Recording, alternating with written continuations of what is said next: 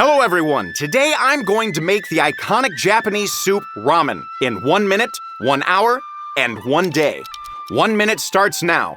The only solution is instant ramen, so take out the seasoning packets and pour boiling water over it.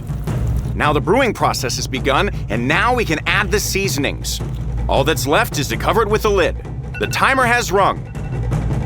The ramen is ready. Before eating, you just need to mix it up. Let's taste it. Tasty noodles and a rich, albeit chemical broth. Considering we only had 1 minute, this is great. For the next ramen, we'll have a whole hour.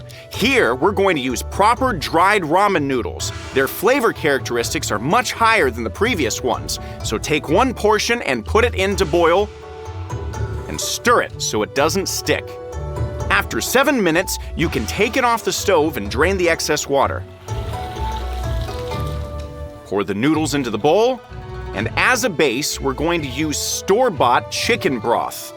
And to give it a powerful flavor, we're going to use an Asian soup paste, and we're going to put it on the stove, and stirring it, we're going to bring it to a boil. All done. Now we can pour it into the bowl.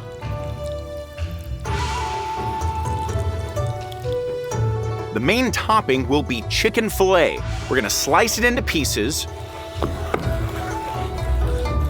and transfer it to a bowl. Now for the marinade, we're gonna add soy sauce, chili sauce, mirin, fish sauce, minced garlic, and grate ginger on a fine grater. All done. Now we're going to mix the chicken well. After 30 minutes of marinating, we're gonna spray oil on a hot grill and fry the chicken pieces. A minute later, we're gonna flip them over to the other side.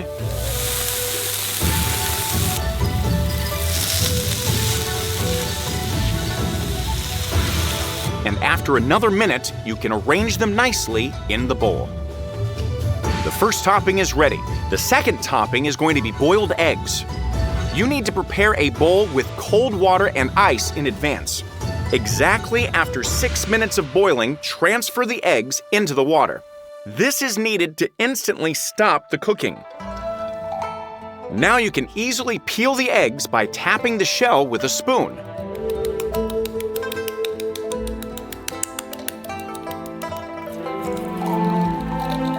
All done. All that's left is to cut the egg in half. Now the yolk turned out runny, just what we needed, so we're gonna place the second topping in the bowl. The last and third topping is just chopped green onions, because we're running out of time.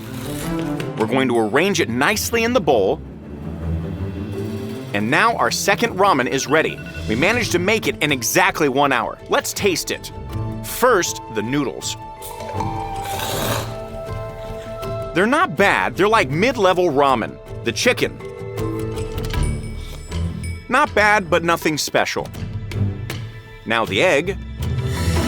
Standard, without much flavor, but with the right texture. And then lastly, the broth. Now this is very tasty and has a powerful Asian aroma. Overall, it's tastier than the instant ramen, but not a huge wow. Now we're going to move on to the final ramen, which will take us a whole day to make. Let's start with the thing that takes the longest, kimchi. We're gonna take 2 mini cabbages, remove the roots, cut them into quarters, and then chop them crosswise. Then we're going to sprinkle them generously with salt on top, and then knead them with your hands. Then just cover it with plastic wrap and leave it to salt for 1 hour. All done.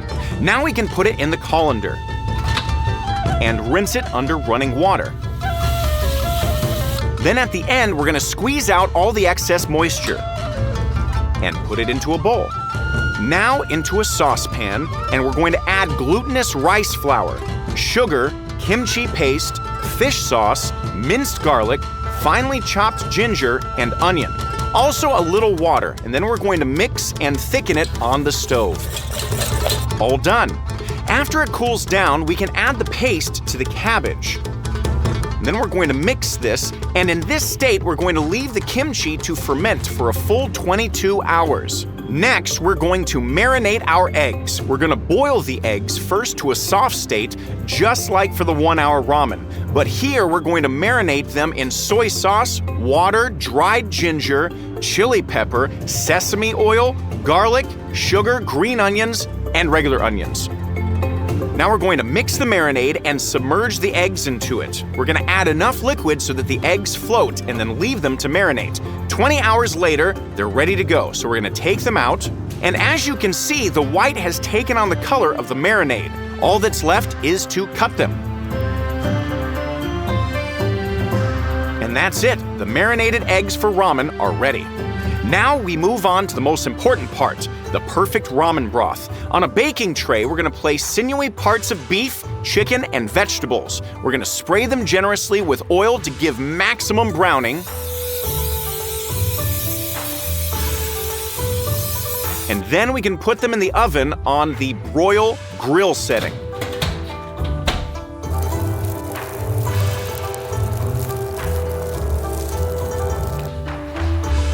All done. Thanks to the browning, the broth is going to have a richer flavor. Now we're going to transfer everything to a pot.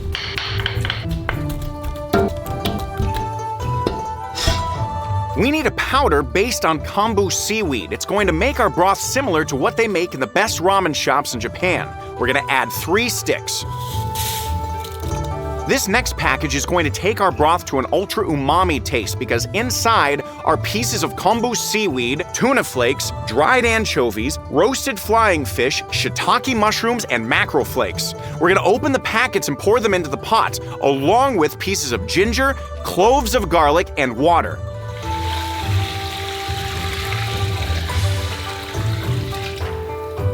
And that's it. We can put the pot on the stove.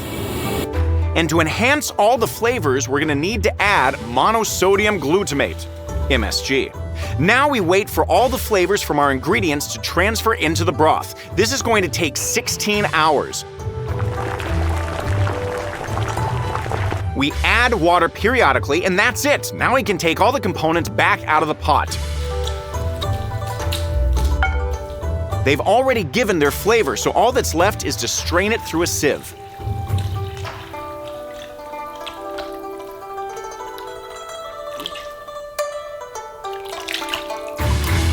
The perfect golden broth for ramen is completely ready. So next up is Naruto maki. This is a very popular topping for ramen, and it's made from fish. So we're going to cut the fish fillet into pieces and put them into a bowl. Then we're going to blend them with an immersion blender until they become emulsified. We're going to spread most of the fish paste onto plastic wrap and then put the smaller portion into a small bowl. This paste needs to be evenly distributed on the plastic wrap.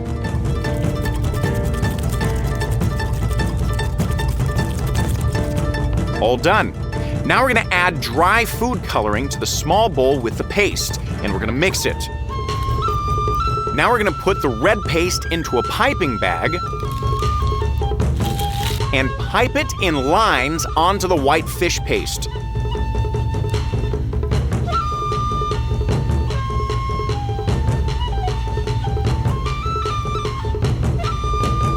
This also needs to be spread out carefully.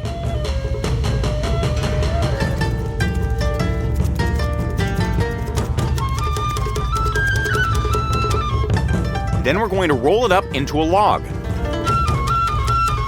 We're going to tighten the plastic wrap on both ends and secure the plastic with zip ties. And cut off the excess and wrap the log in a sushi mat to maintain its shape. We're going to cook it in a steamer. This is going to take about a half an hour.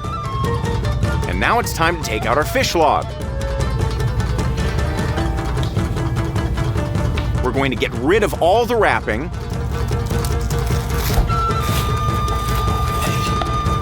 And let's see what it looks like inside. A beautiful spiral pattern, just what we wanted. Naruto maki for ramen is ready. The next topping, fried shiitake mushrooms. So take the raw mushrooms and cut off the stems. And make a cross pattern cut on the caps. Put them in a pan and fry them. Now thanks to this, we're gonna get a nice opening on the top. To add flavor, we're gonna add sugar and soy sauce. Once the glaze has stuck to the mushrooms, they're all done. The next topping is grilled beef tongue over coals. In my opinion, beef tongue is a very underrated part, so I decided to show its use in ramen. The first thing we're going to do is to remove the tough outer skin of the tongue. It's impossible to chew.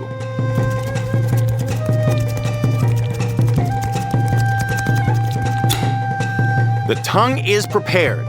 This part here is considered the most valuable, all because of the perfect ratio of fat to meat. It resembles Wagyu. We're gonna slice it into thin pieces.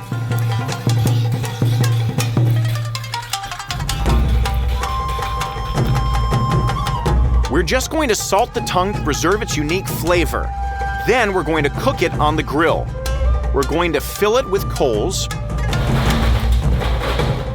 scatter some solid fuel, and light it. We need about half an hour for the coals to get hot. After that, we're going to spread them evenly over the grill, and then add the grill grate and start frying the beef tongue.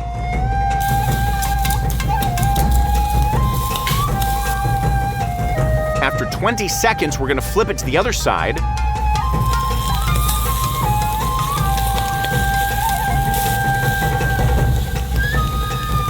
And cook that side for 20 seconds. Then we're going to transfer it to a plate. The meat component of the ramen is ready. The sixth topping will be grilled corn. We're gonna need a cob of pre-boiled corn. We're gonna take it out of the package, put it on a skewer, squeeze mayonnaise on top, and oyster sauce. Then we're gonna spread this evenly with a brush and put it on the grill. We need to get a crust on the outside, so every 2 minutes we're gonna turn the corn cob to the other side.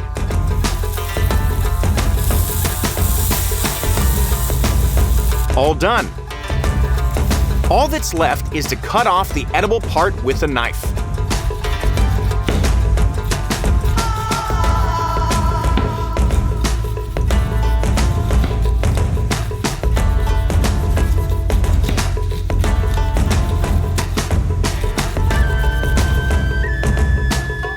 Our last topping for the ramen is ready. Now we just need to make the homemade noodles. So we're gonna pour flour onto the table and make a well in it. Crack 1 egg and add salt and alkaline water, kansui. Now we can start kneading the noodle dough.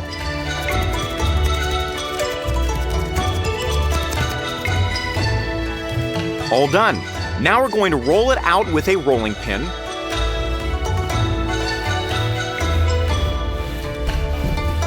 And next we're gonna roll it further using a pasta machine.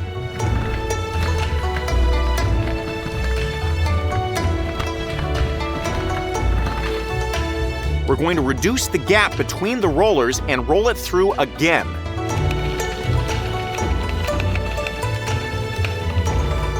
In the end, we're gonna get a very long sheet of dough. All that's left is to cut it using the pasta cutter.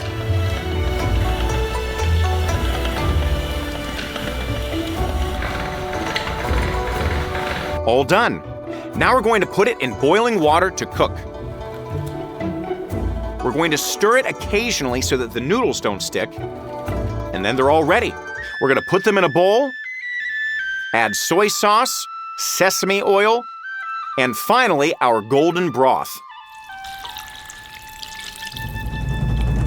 Then we're going to arrange our slices of beef tongue, our grilled corn, our fresh young kimchi, fried shiitake mushrooms, naruto-maki, nori chips, marinated chicken eggs, pickled pink ginger, and finally green onions.